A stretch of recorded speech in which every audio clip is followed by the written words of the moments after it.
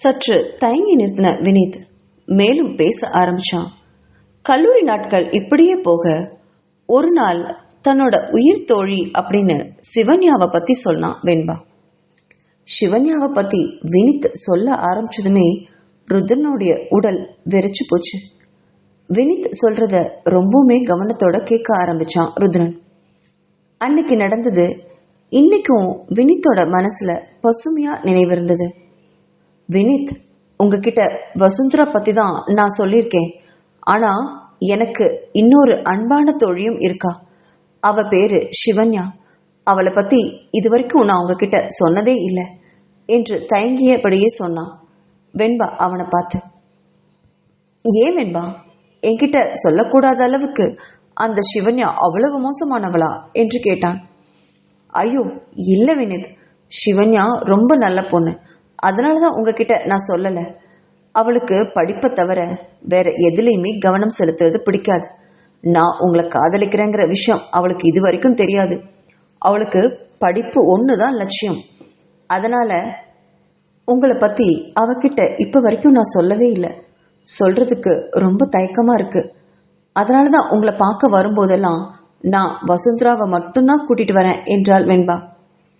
ஓ, அப்படின்னா அந்த சிவன்யா இதுவரைக்கும் யாரையும் காதலிச்சதே இல்லையா என்று கேட்டான் வினித். இல்ல, அது அப்படி இல்லை வினித். அவ மனசுல காதலிக்க பயம். எனக்கு அவளை ரொம்ப பிடிக்கும். அவளுடைய பொறுமை, அன்பு, அழகு, நிதானம், அக்கறைன்னு இவை எல்லாமே எனக்கு இன்னொரு அம்மாவை அவகிட்ட பார்க்குற மாதிரி ஒரு உணர்வை கொடுக்கும். அதனாலதான் என்று சொல்லி வெண்பா வினித்தை கூர்மையா பார்த்துட்டு நிறுத்தினான். வினித்துக்கு வெண்பாவோட பார்வை புரியவே இல்லை. வெண்பாவோட கைகளை தன்னோட கைகளை மென்மையா எடுத்துக்கொண்டவன், சொல்லு வெண்பா, அதனாலதான் நீ என்ன சொல்ல வர என்று கேட்டான். இல்ல வினித், அதனாலதான் சிவன்யாவை என்னோட அண்ணனுக்கு கல்யாணம் பண்ணி வைக்க ஆசைப்படுறேன் என்றவளை ஆச்சரியத்தோட பார்த்தான் வினித். இவ சொல்றத பார்த்தா சிவன்யா ரொம்ப மிடில் கிளாஸ் குடும்பத்தை சேர்ந்தவ போல இருக்கு. அதாவது தன்னை போலவே ஒரு எளிமையான குடும்பத்தை சேர்ந்தவளா இருக்கணும். அப்படிப்பட்டவளை தன்னோட அண்ணனுக்கு கல்யாணம் பண்ணி வைக்கிற நினைக்கிறான்னா இவ அன்புக்காக எவ்வளவு ஏங்குறான்னு வினித்துக்கு நல்லாவே புரிஞ்சுது. அவளை தோளோடு அன்பா அணைச்சுக்கிட்ட வினித் அந்த சிவன்யாவை பார்க்காமலேயே அவனுக்கு அவ மேல ஒரு மதிப்பை ஏற்படுத்தி கொடுத்துச்சு. சில நாட்கள் கழிச்சு ஒரு நாள் சிவன்யாவுக்கு தங்களோட விஷயம் தெரிஞ்சிட்டதாகவும் அவகிட்ட வினித்தை அறிமுகம் செய்ய கேண்டீனுக்கு வருமாறும் வெண்பா அலைபேசியில சொன்னான். அதன்படி அன்னைக்குதான் கேண்டீன்ல சிவன்யாவை சந்திச்சான் வினித். அதன் பிறகு மறுநாள் சிவன்யா தன்னை வகுப்புல வந்து சந்தித்ததையும் சொன்னான் வினித். அதை கேட்ட ருத்ரன் அதிர்ந்து போனான். ஏன் சிவன்யா மறுநாள் வினித்தை சந்திக்க போனான்னு புரியாம குழம்பி அவனை பார்த்தான். அதற்கான விடைய வினித்தே கொடுத்தான். அடுத்த நாள் என்னை பார்க்க வந்த சிவன்யா வெண்பாவை உண்மையாதான் காதலிக்கிறாங்களான்னு கேட்ட சிவன்யா, பணத்துக்காக வெண்பா கிட்ட பழகிறதா இருந்தா இந்த காதலை இதோட விட்டுருங்க, அவ சின்ன பொண்ணு, அவ வாழ்க்கையை அழிச்சிடாதாங்க அப்படின்னு சொன்னதா சொன்னான். வினித் அப்படி சொன்னதும் ருத்ரனுடைய மனசு முதலா சிவன்யா மேல ஒரு நல்ல மதிப்பை ஈட்டி தந்துச்சு. தான் காதலிச்ச பொண்ணு தப்பானவள் இல்லை அப்படிங்கிற எண்ணம் எழுந்தது ருத்ரனுடைய மனசுல. அந்த வினாடி தன்னோட கண்கள்ல இருந்து தன்னையும் அறியாம ஒரு சொட்டு கண்ணீர் விழுந்தது. அதை பார்த்த வினித் ருத்ரனை புரியாம பார்க்க, இல்ல ஒன்னும் இல்ல, நீ மேல சொல்லு என்பது போல செய்ய காட்டினான் ருத்ரன். அதுக்கப்புறம் என்ன நடந்ததோ தெரியாது சார். சிவன்யா அப்படி சொல்லிட்டு போன மறுநாளே வெண்பா தன்னை பார்க்க வந்தப்போ ரொம்ப கோவத்தோட வந்தான். ஏன், என்னாச்சு வெண்பா, ஏன் இவ்வளவு கோவமா இருக்க அப்படின்னு வினித் கேட்டான். வினித், இந்த சிவன்யாவுக்கு எவ்வளவு திமிர் இருக்கணும். உங்ககிட்ட இனி பேசக்கூடாது, பழகக்கூடாது, நீங்க நல்லவரே இல்லை, பணத்துக்காக தான் என்ன காதலிக்கிறீங்கன்னு சொல்றா.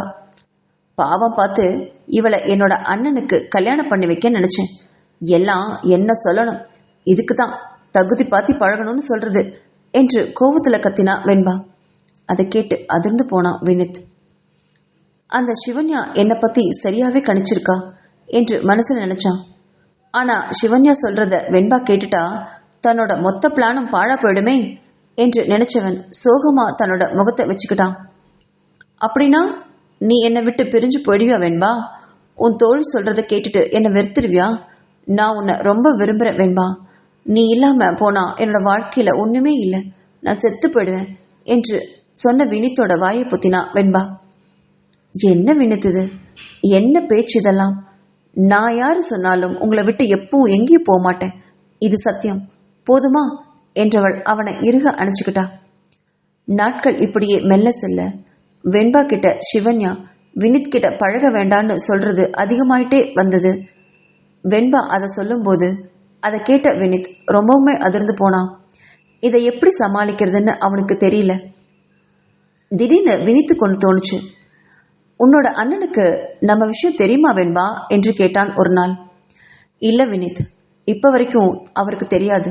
சிவன்யாவை சமாளிச்சு அவளை என்னோட அண்ணன் கிட்ட நம்ம விஷயத்த பத்தி பேச வைக்கணும்னு நினைச்சேன்.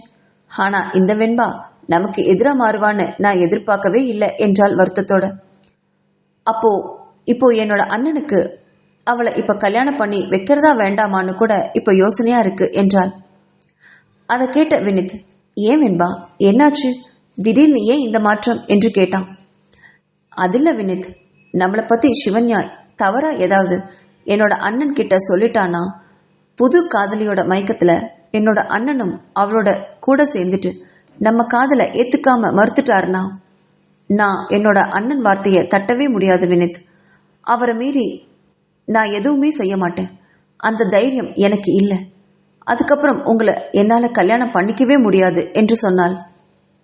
வினித் வெண்பாவை நம்பவே முடியாம பார்த்தான். ஐயோ, இவ என்ன இப்படி பேசுறா?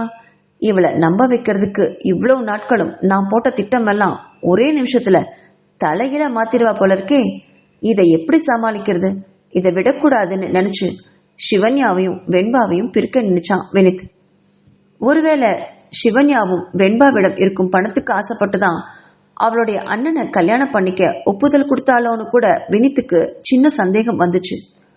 என்ன ஆனாலும் சரி, தான் வெண்பாவை விடவே கூடாது. அவளை விட்டா தன்னோட வாழ்க்கையில மறுபடியும் ஏழ்மையான நரகத்துல தான் போய் வாழ வேண்டி வரும் என்று நினைச்சான். அப்பதான் தனக்கு உதவியா வசுந்தராவை நாடினான் வினித். ஆனா இங்க இப்போ ருத்ரன் கிட்ட பேசும்போது வசுந்தராவை பத்தி அவன் எதுவுமே சொல்லாம மறைச்சான். ஏன்னா வசுந்தரா இப்போ வெண்பாவை கவனிக்க ருத்ரனோட வீட்டுல இருக்கிறதா கேள்விப்பட்டிருந்தான். இந்த சமயத்துல வசுந்தராவை பத்தி தப்பா சொல்லி அவளை பகைச்சுக்கிட்டா அதுக்கப்புறம் கடைசி வரைக்கும் வெண்பாவை பார்க்கவே முடியாம போயிடுமோன்ற பயம். மேலும் இத்தனை வருஷங்கள்ல ருத்ரன் தன்னை அழைச்சு பேசினதே இல்லை. இப்போதான் மனம் இறங்கி தன்னை கூப்பிட்டு பேசுறான். இப்போ நாம் ரொம்ப கவனமா இருக்கணும், யாரையும் பகைச்சிக்கவே கூடாது. தனக்கு இப்போ வெண்பா மட்டும்தான் முக்கியம் என்று மனசுல நினைச்சான் வினித். மீண்டும் பழைய விஷயங்களை பேச ஆரம்பிச்சான். வினித் சிவன்யாவை வெண்பா கிட்ட இருந்து பிரிக்க முயன்றான். அதனால வெண்பாவை அடிக்கடி வெளியில கூட்டிட்டு போக ஆரம்பிச்சான். அதனால வெண்பாவுக்கும் சிவன்யாவுக்கும் இடையில அதிக கோபமும் குழப்பமும் சண்டையும் வந்தது. அது மட்டும் இல்லாம அஞ்சலியும் அதன் மத்தியில பல முறை வினித் கிட்ட சண்டை போட ஆரம்பிச்சிருந்தா. வினித் வெண்பாவோட பழகிய நாட்கள்ல அஞ்சலியோட போலியான முகத்தை உணர்ந்து அஞ்சலிய தாங்கிட்ட இருந்து விலக்கி வைக்க நினைச்சான். ஆனா முடியாம போச்சு. இப்படியே நாட்கள் அவரவர் மனப்போராட்டத்துல செல்ல ஒரு முறை தேர்வுக்கு முந்தைய மாதம் கடைசியாக கல்லூரியில ஊட்டிக்கு டூர் கூட்டிட்டு போவதற்கு ஏற்பாடு பண்ணியிருந்தாங்க.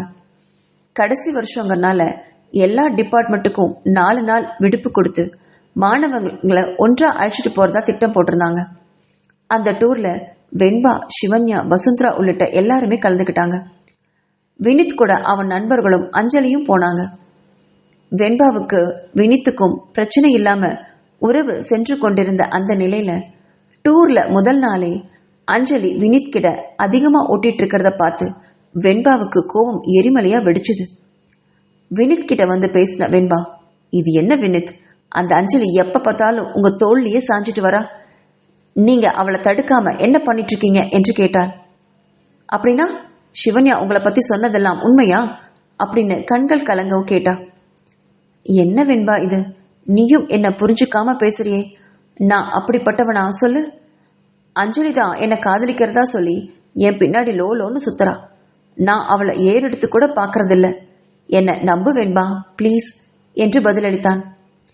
அப்போதும் வினித்த நம்பாத வெண்பா அவனை தீயா முறைச்சபடி அங்கிருந்து அப்போதைக்கு விலகி போனான்.